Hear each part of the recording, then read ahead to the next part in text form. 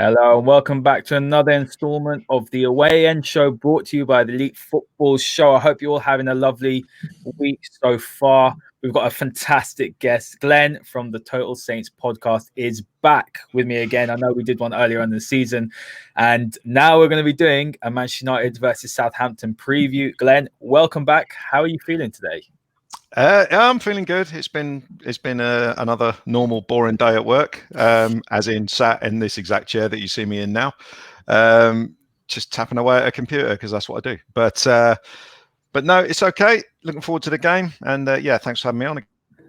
Yeah. My pleasure. And Kieran, my usual co-host, how are you doing today, Kieran? How are you feeling after that 4-1 victory last night? And are you confident going into the game on the weekend? I'm never confident going into a game with United anymore. We're just that inconsistent. But it was great to win last night 4-1. And really, I've been doing the same thing as Glen has been today, sitting on this chair since 9 o'clock this morning, tapping away at a computer. So it's good to be able to talk football. Absolutely, guys. And make sure you hit the like button, hit the subscribe button, and also check out the Total Saints pods. It's brilliant. They're doing some great work. They're getting some really, really big key people from inside the club, aren't you, Glen, from Southampton? Yeah. Who did you have on recently? Was it the CEO? We've had the two main guys. We've had Martin Semmens, who's the chairman, and Toby Steele, who's the CEO. So we've been able to talk about the sort of like the financial impact of the COVID issue, and we've been able to talk about basically anything from we've had a bit of a shambles with our kit because we sort of like released the kit and then the sponsor did a runner. So we had to change the kit and get a new sponsor. So there's been sort of issues on. So we've been talking about things like that. And we've also been talking about, the COVID and the financial issues and also the sort of progress we're making and transfers and things like that. And we get to hear little tidbits that we're not allowed to broadcast as well, which is always nice. But it kills you sometimes not being able to tell anyone. But there you go. You got to keep your sources sweet. So so we absolutely. Otherwise, you get cut off. Absolutely. Absolutely brilliant. Let's just jump straight into it, guys. Glen, I'm going to start with you. Southampton form. Not long ago, you guys are sitting top of the table for a very, very brief moment. But yes. It's been a really good start to the season. I mean, we last time we spoke was just after the transfer window, wasn't it? And we were going through some of the signings, and we were talking about who would make an impact, how high could you finish? And I said to you, look, Southampton are probably my dark horses for the season. I would say very possible to finish in the top 8, possibly, if things go your way. I mean, what do you think so far of Southampton's form? Are you happy with what you've seen so far?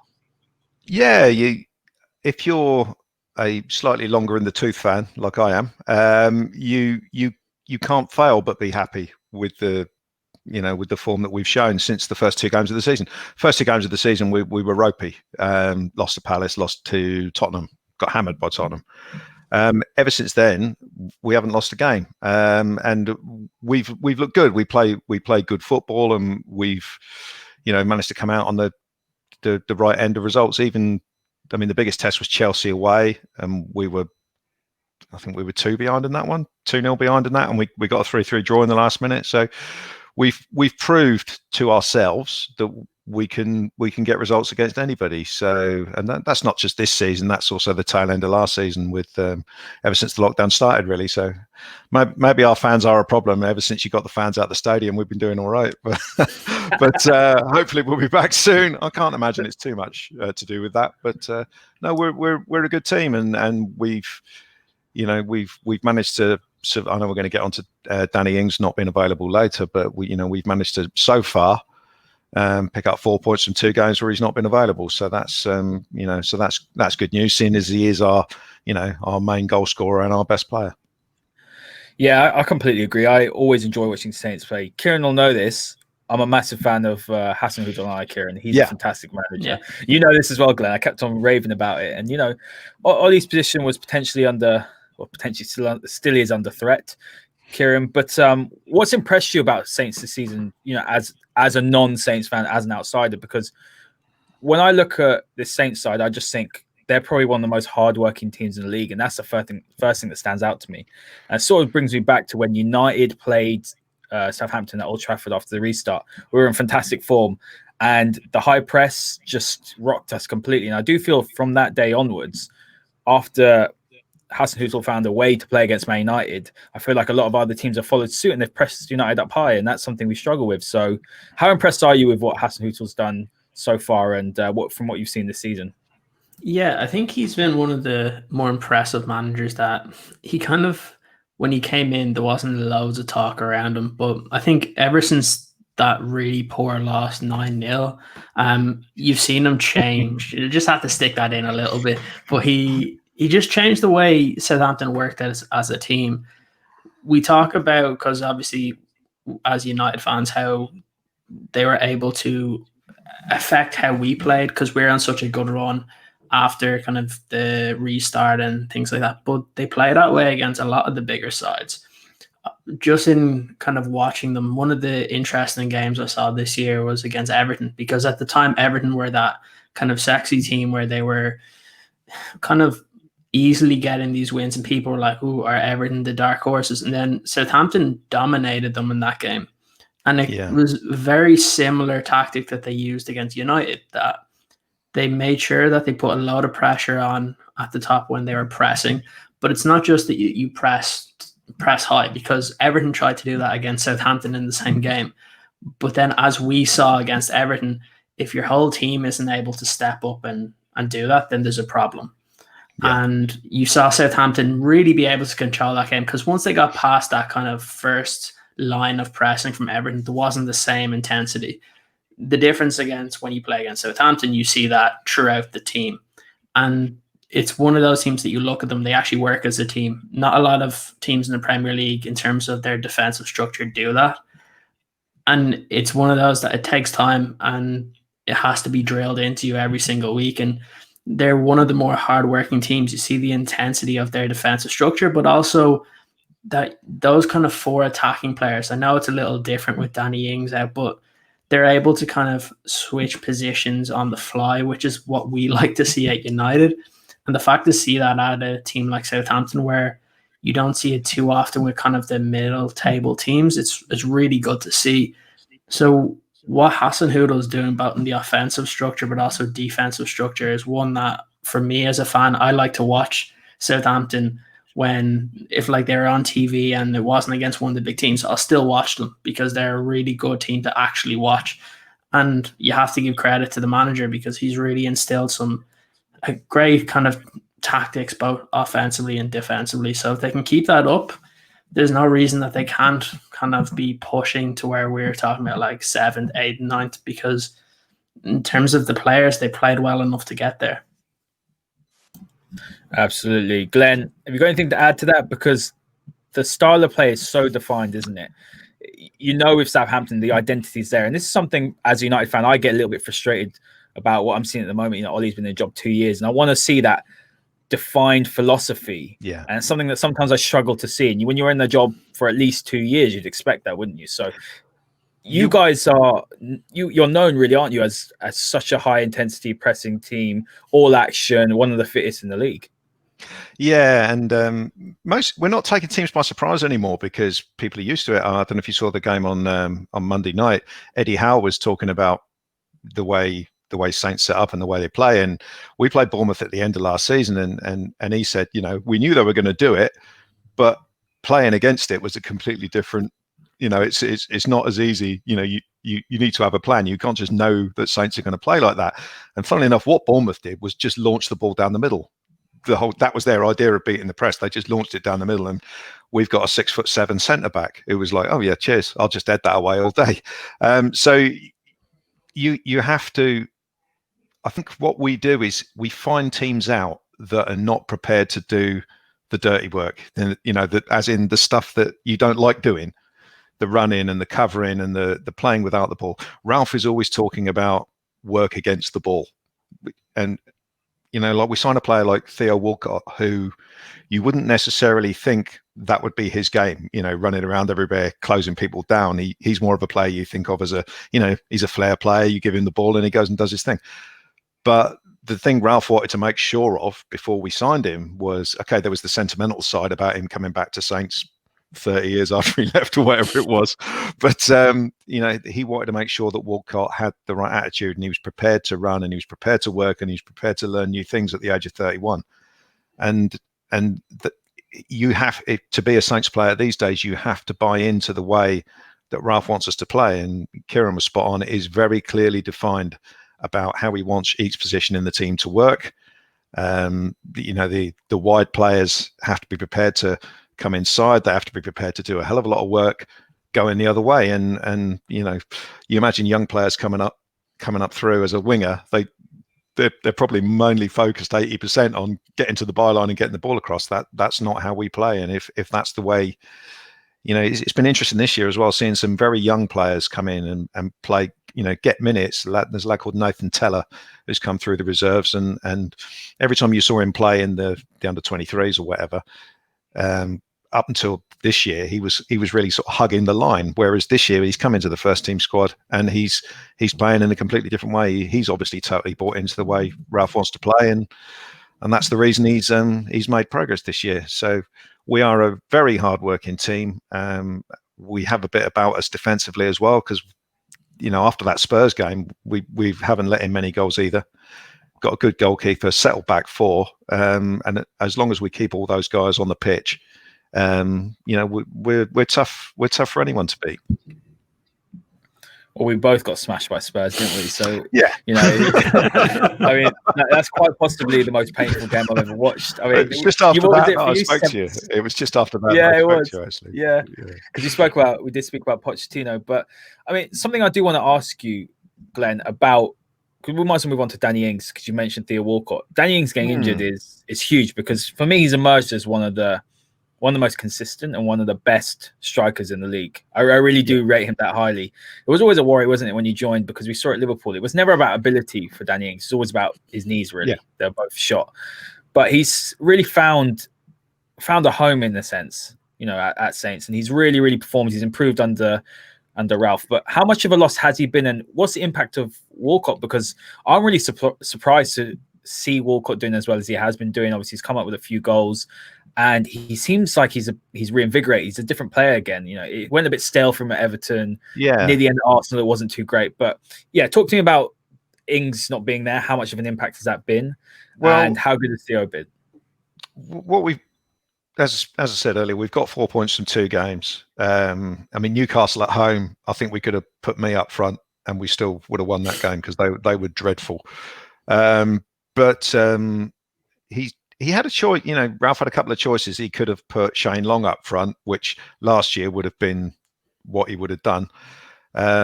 Walcott, we thought, came in to cover the wide positions, really. But he's pushed him up front, and against Newcastle it worked really well. It didn't work so well against Wolves, because they're a better team, and they pressed well in midfield, and we like to play balls from the centre backs in along the ground to the strikers.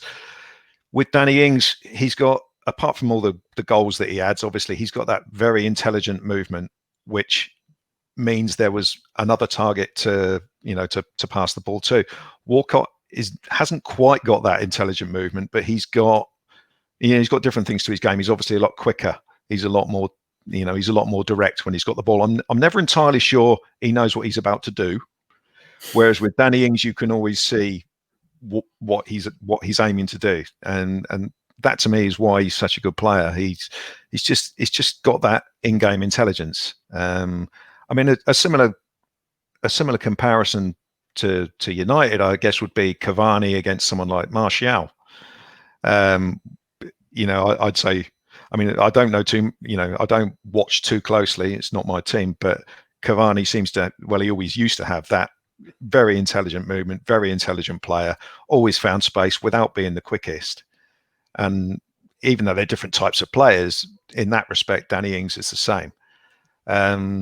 So, yeah, Ings has been a huge player for us, for the last year and a half, and we are going to miss him. I've seen a few sort of like commentators say that the goals might dry up for Saints. Yeah, they may do, but we've still got enough about our forwards.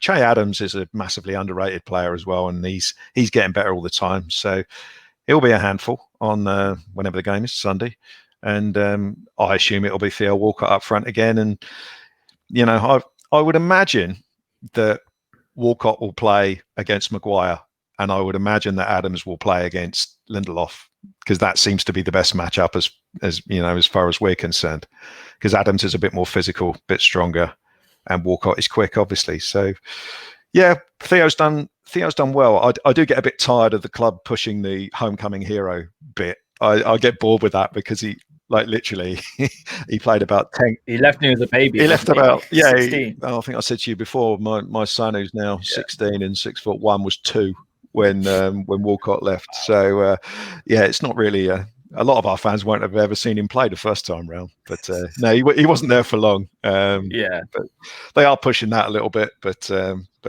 you know, if he carries on the way he is, and then great news for us. And he seems to be rejuvenated. I think he's happy. He seems to be happy playing his football. And I mean, we had a conversation about Luke Shaw last time, where I said he doesn't look happy to me. You know, he just doesn't look like he's enjoying his football. And I think Walcott, it's a big thing for him to come back to Southampton, and he seems to be enjoying himself. Kieran's not the biggest Luke Shaw fan. Let's just put it that way. He really doesn't like him. So we'll touch on Luke Shaw in a little bit. But Kieran, do you worry a little bit when you hear what Glen says about the way that Walcott will go on to Maguire, and then we've got Che Adams against Lindelof? Lindelof historically struggled against physical strikers, and we already know that centre-back partnership is as slow as anything. I mean, Maguire turns like an ocean liner. Lindelof, I mean, look, Lindelof's a good footballer. I think Lindelof's the better footballer, but there's real opportunity and scope for Southampton to really exploit United's deficiencies in defence. So what's your concerns going into the game for United? My concern would be if it's exactly that, where it's a one-on-one matchup. I don't think United will set up that way, because probably for 2 reasons. They've probably seen that you probably don't want Che Adams going one-on-one against Lindelof the same time that Theo Walcott will be going up against Maguire, because you have a disadvantage there, both for the pace for Theo Walcott and Maguire, and then kind of the strength that Che Adams would have. But again, I think that's the reason you'll probably see United have a kind of a defensive structure. For 2 reasons I see you might see that is, you have to remember is they need to come up with some way to also plan for PSG.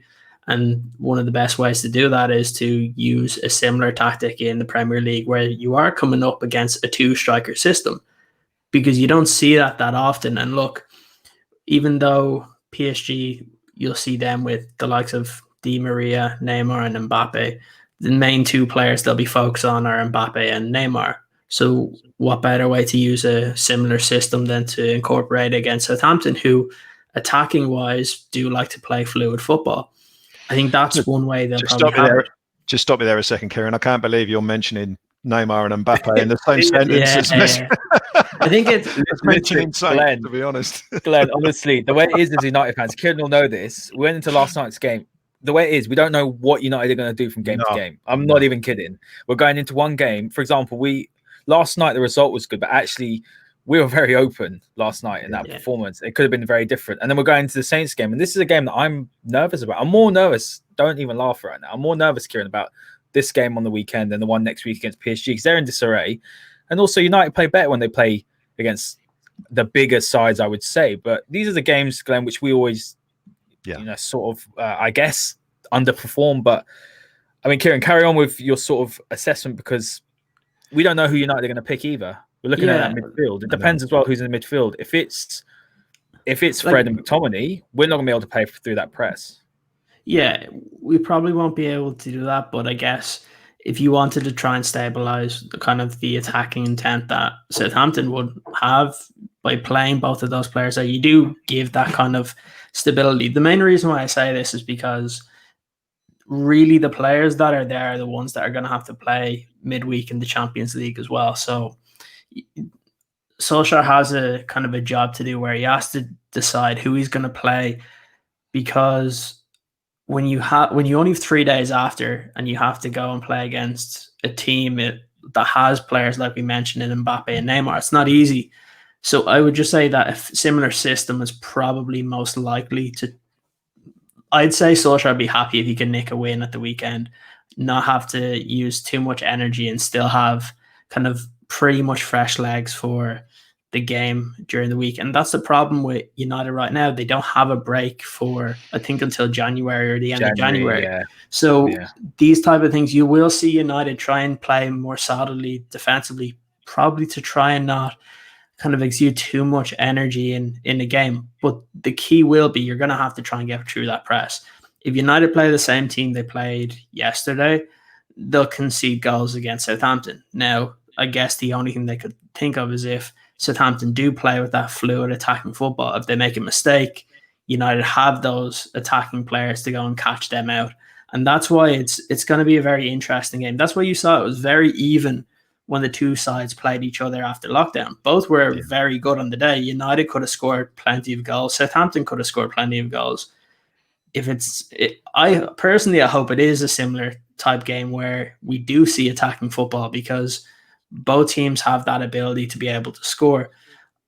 It's worrying if it's, like we said, the one-on-one matchups where you just have the two strikers coming up to two centre backs. If that happens, United are will have a lot of big problems, because we've seen the deficiencies in both their centre backs, and it kind of matches with what the two attackers for Southampton are very good at. So I think that's the biggest worry, but that's why I think the tactics that United put in defensively will kind of show what will happen in this game. I think that's the key kind of matchup that we'll see this weekend. Yeah, some great points. Glenn, I'm going to come to you about Saints' weaknesses. Where can United exploit some of the weaknesses? If you get through the press of the front four, so the two strikers and the two wide players, then there is space down the side of the midfield. So we've only got two in midfield, and that's James Ward-Prowse and Oriol Romeo. And whilst they've both been excellent, really, all season, against Wolves, I thought maybe it was the international break. Ward-Prowse picked up a slight injury, so he dropped out of the England squad. Whether it was down to that, they didn't seem 100% on it to me. And Wolves lined up with three in midfield, and we struggled a little bit in there, I thought, more so than we have in other games. So I think there are, if you get through the press, there is space out wide.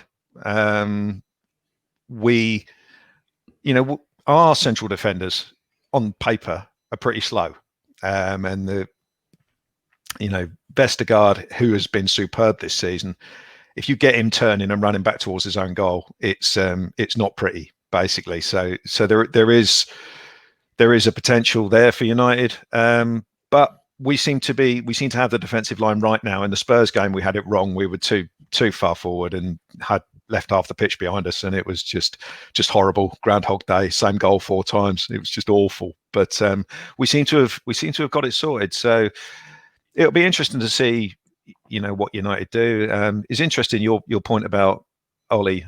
Last season, you were playing really well at the end of it. You had this sort of 4-3-3 system, and it was all about the three lads up front with the pace. It was Greenwood, Martial, Rashford. And this season, he's kind of, I don't even know really what formation you're playing. I guess it's a sort of 4-2-3-1 at the moment, is it? Yeah, 4-2-3-1. At the moment, the problem with United is that after we also got smashed by Spurs, he's completely just gone pragmatic naturally after we do get beat. But so now in midfield, our biggest problem is we can't progress from defense to attack. So, for example, we've got the attacking players to hurt any side. Bruno Fernandes, 34 goals and assists, goal contributions in 36 games for United. It's world class.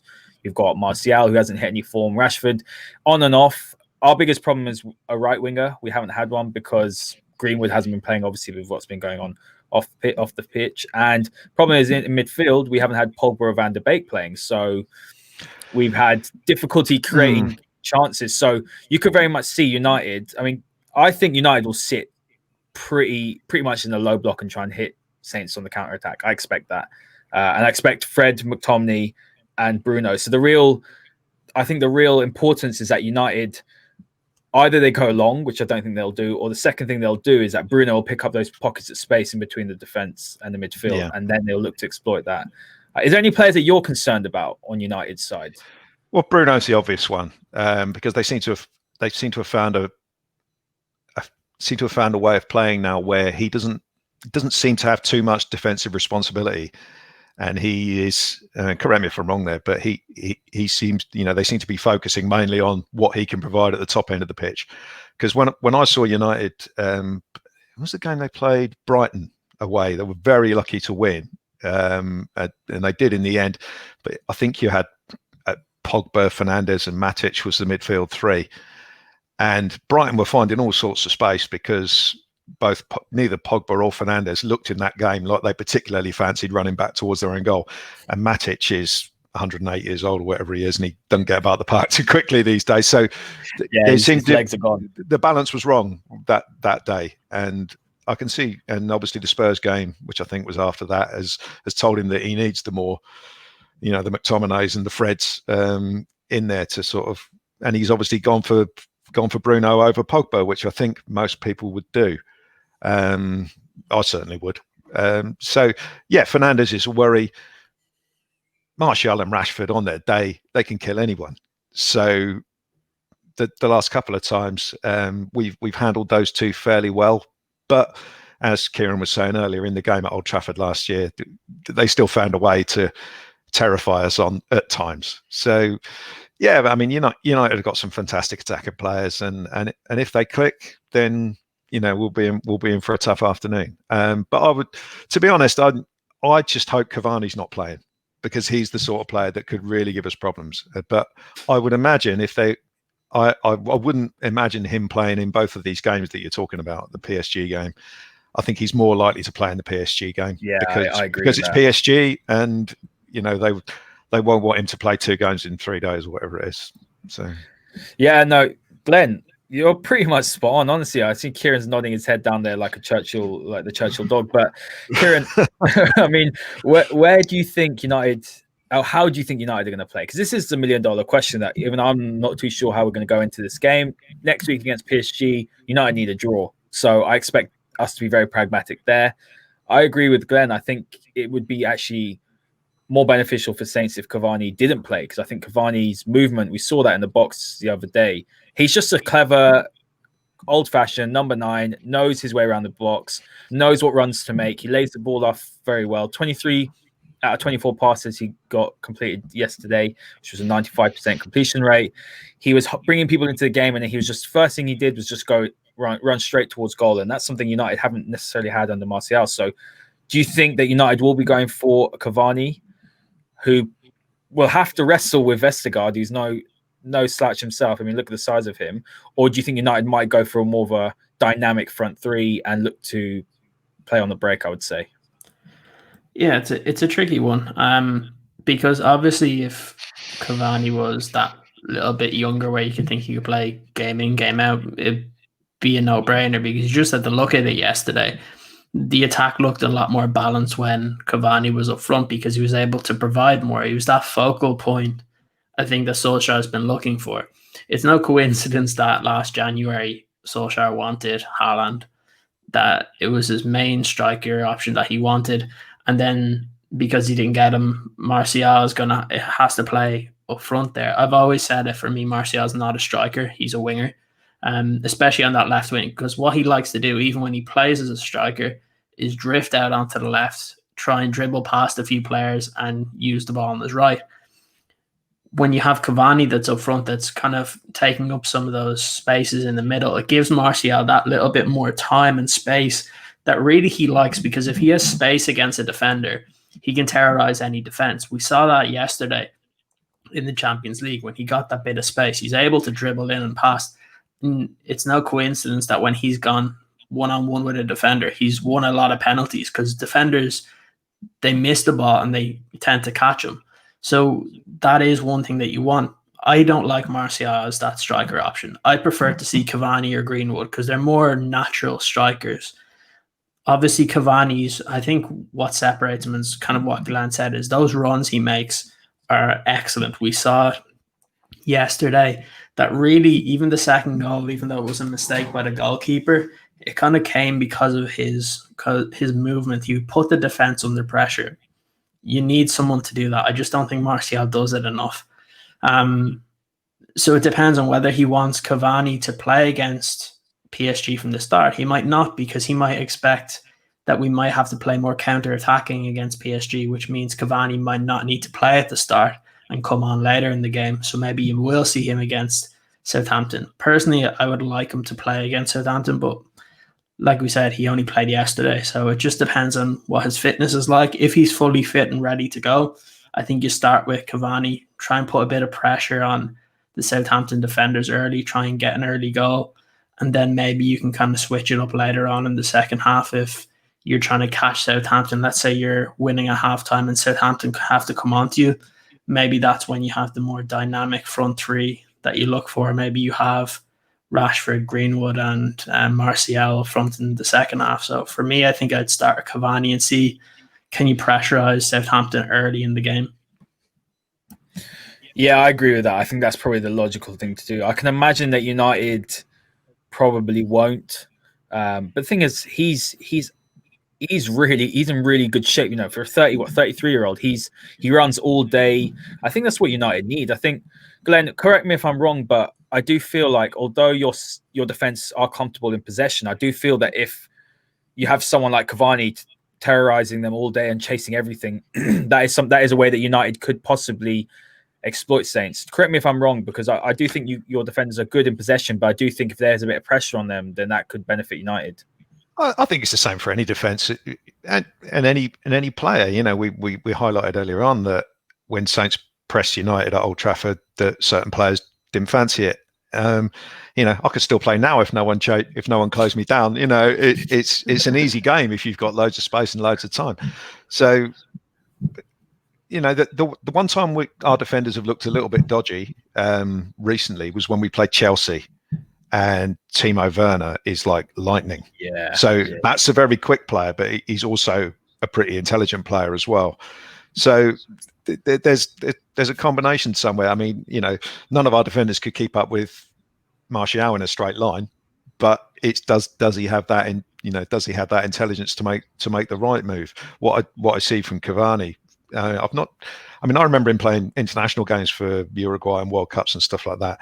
He seems to have both sides of his game, in that he maybe not so much now. He probably doesn't run in behind as much now, being the age he is. But he had that movement where he takes defenders out of the defensive line, and then someone else spins in behind. Or he just seemed to be a very, very clever player.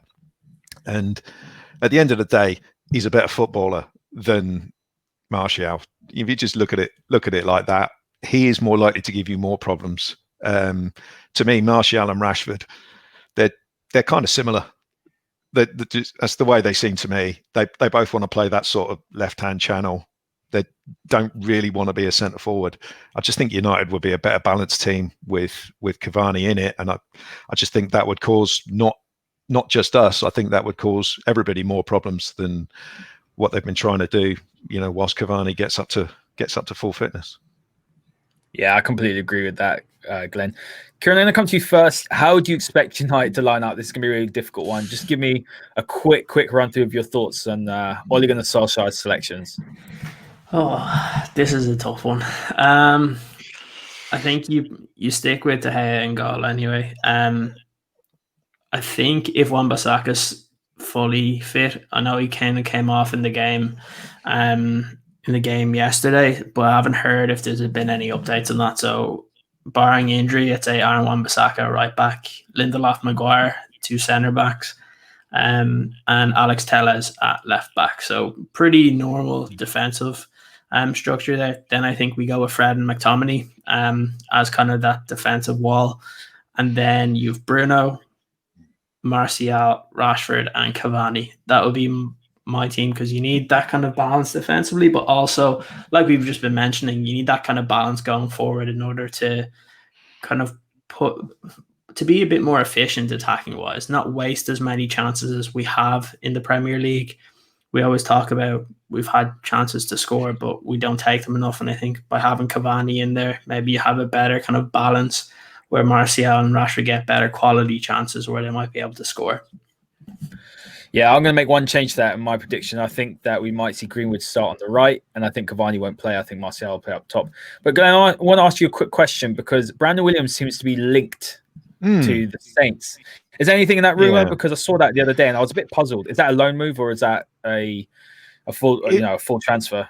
We went for a loan move in the last transfer window, and I mean, you never know if these things are 100% accurate, but apparently the player was keen to come because he didn't think he was going to get a game. Obviously, the Alex Tellers thing was in the works, so he probably heard about that, and he probably thought he wasn't going to get much of a game. And the player apparently wanted to come, and Ole Gunnar Solskjaer blocked it. So this is what I've heard from my end. So Ole blocked it, and he hasn't played for United since until yesterday. Last night. He played 20 minutes because someone got injured. But so he's obviously the third choice left back, the second choice right back at best, and that's before you. Have you still got people like Marcus Rojo? Is he still around? Yeah, I mean, I don't know if they'd even put him in the side ahead of Williams. So I think there comes a time with the young players at the big clubs where they've got to make a decision. Do you want to play 2 games a season, or do you want to play, maybe 15? I mean, and as it turned out, Ryan Bertrand got injured for us, and he played against Wolves, but he obviously wasn't right. He was. Poor sod, he came back and had to play against the Adama Traore first game. It's just like, facts. You wouldn't wish that on your worst enemy, would you? First game back. So I think it would have been good. Williams, I see very much in the same mould as Kyle Walker-Peters, who we signed from Spurs. He'd been hanging around Spurs for a long time without really playing.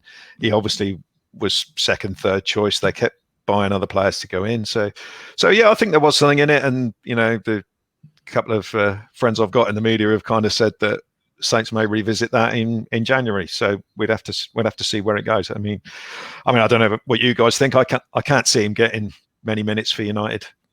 Wan-Bissaka's always going to play if he's fit. And yeah, the thing is, I think what United have got a bit of a problem at the moment is that they don't. Wan-Bissaka's a great defender.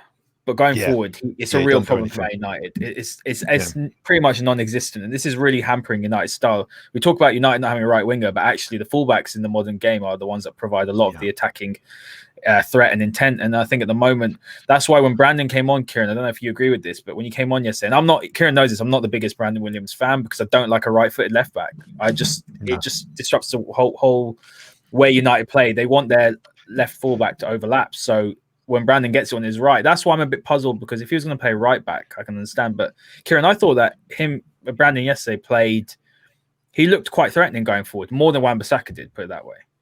Yeah, and it doesn't surprise me. Again, this kind of goes to my whole thing. I'm not the biggest fan of Luke Shaw. I think Brandon Williams was better than Luke Shaw last year. And I think the fact that when he came in and then Luke Shaw came back from that initial injury, he had to up his game a bit. Same thing we've seen with Alex Tellez. Always gets coming in this year. It's that once Brandon came in, but the problem is if we sold Brandon, or even if we put him out on loan, if the only other option at right back other than Wan-Bissaka is Ethan Laird, and he's great, but he's been getting a lot of injuries as well. And with the amount of games that United have to play, eventually Brandon will get to play some games. And right now, I think the club probably wants him to stick around the first team. And they probably think that that's where he'll kind of develop. Now, I'm not 100% sure on it. I think Brandon's well capable of playing for a Premier League team. There's no doubt in my mind. He's a very, very good player.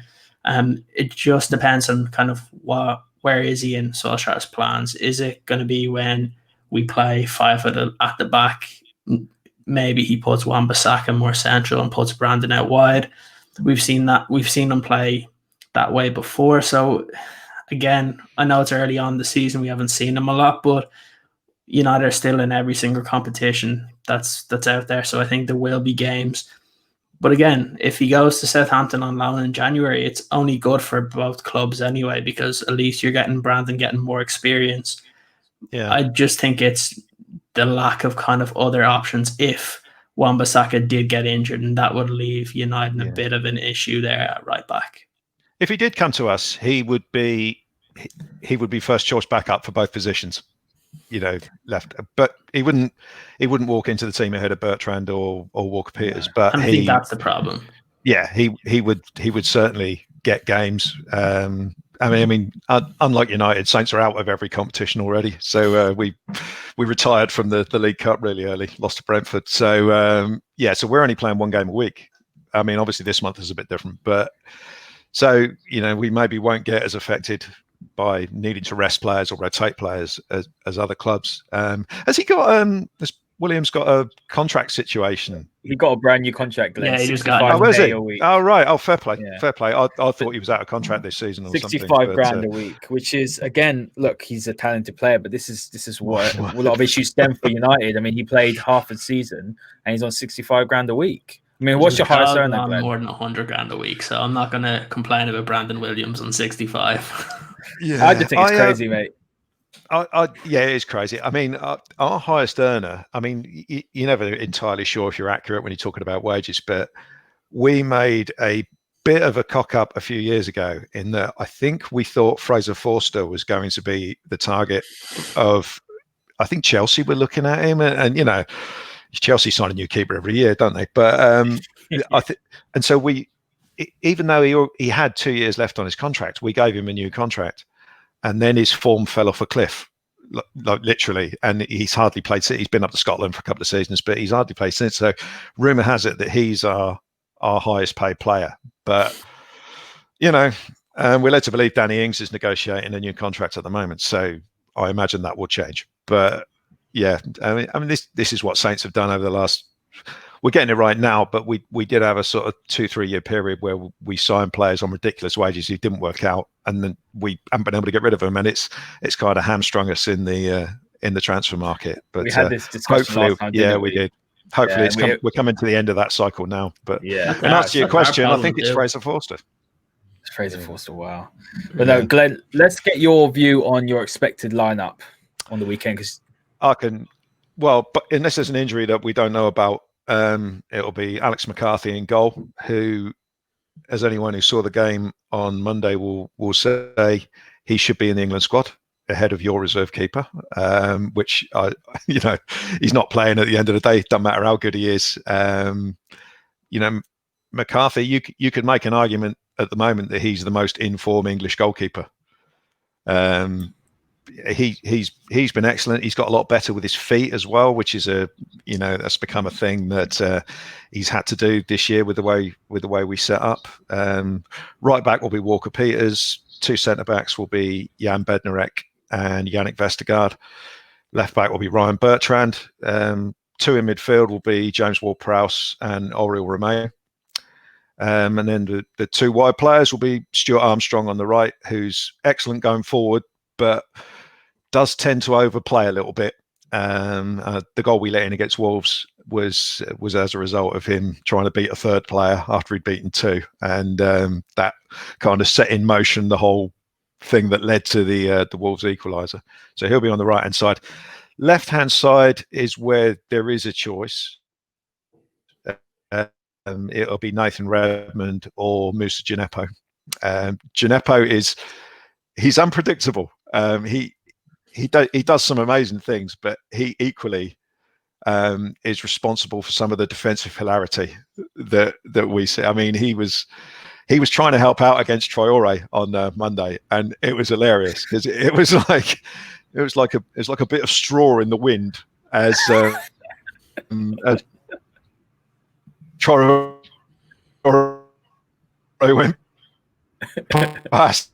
He kind of he got absolutely the ball 3 or 4 times, and he's put in from the moments of hilarity in his game. It reminds you sometimes that football is a game, and you shouldn't take it totally seriously.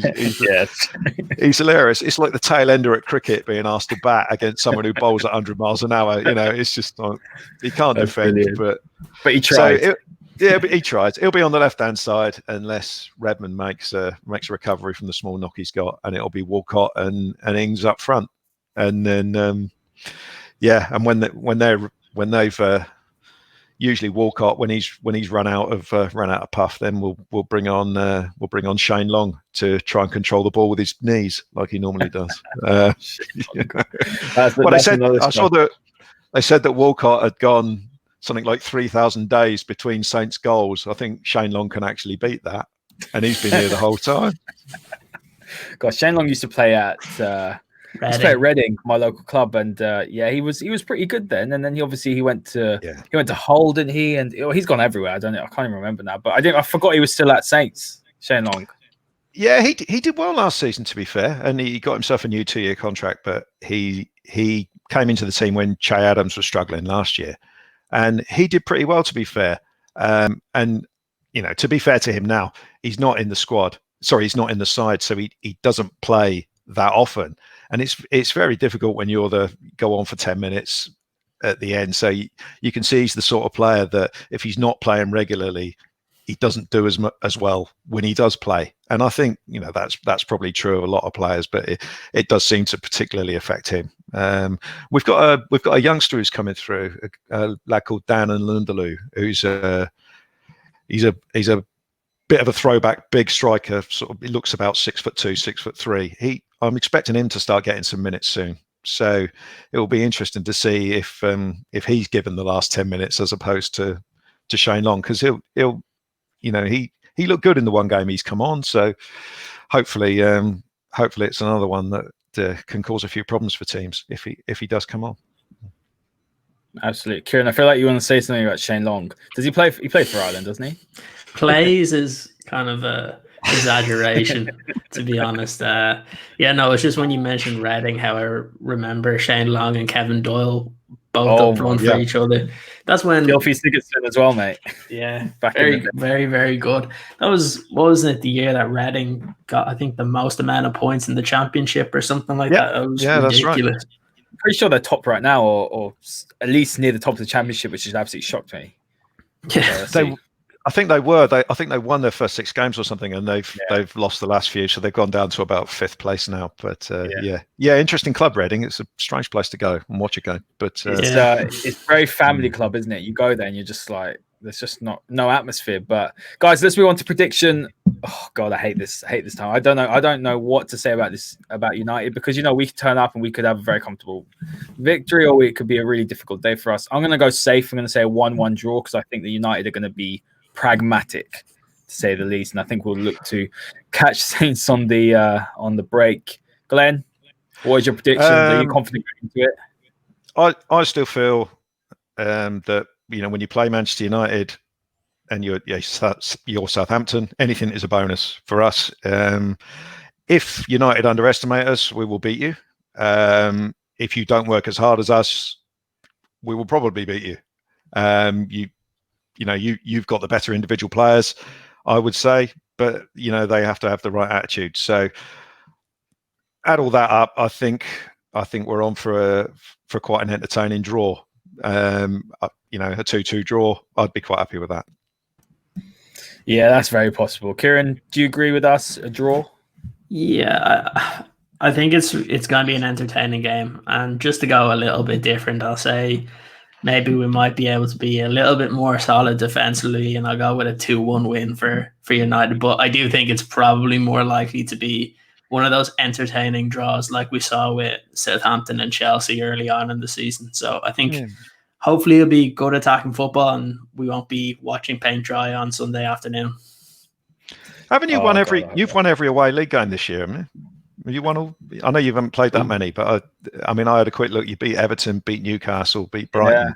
Away form's been really good. Home form's been shocking.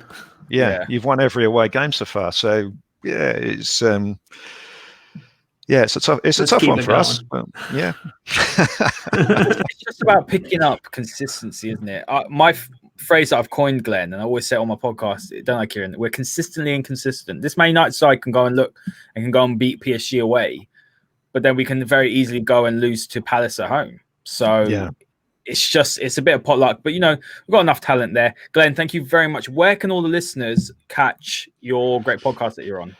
Total Saints podcast. If we're all over the place, you can find it on Spotify. You can find it on SoundCloud. We've got a website as well. TotalSaintsPodcast.co.uk, I believe. Just Google it and you'll find us on there. It's all over Twitter as well. So you can find us easy enough on there. Just type the 3 words that are next to my name, and you'll find us, no doubt. Absolutely brilliant. Thank you for coming on. You've been a great guest as always. And Kieran, you're welcome. Thank you for coming on. And we've got another tough couple of games. What is your feeling? Last question I'm going to ask you. Your feeling towards United against PSG? I have no idea. Like you said, I'm asking you this question because of what you tweeted yesterday.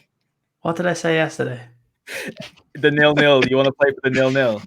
Oh yeah. No, I'm exposing you basically. I was saying it yesterday based on to play for a draw. No, based on what would work for both teams, because if they both draw, they basically both get through. And Tuchel basically said that maybe he might have to play a lot deeper against United. I'm like, well, I can see United playing deep as well. So if that happens, not much is going to happen in that game. It's pretty much like Chelsea United all over again. But look, who knows what happens in any United game. Some games were brilliant, other games were terrible. So let's just hope for kind of somewhere in the middle that it's pretty entertaining for the next couple of weeks, because there's some amount of games that are going to be kicking off. It's like the Christmas period in about 2 months. That's what it's like for us now.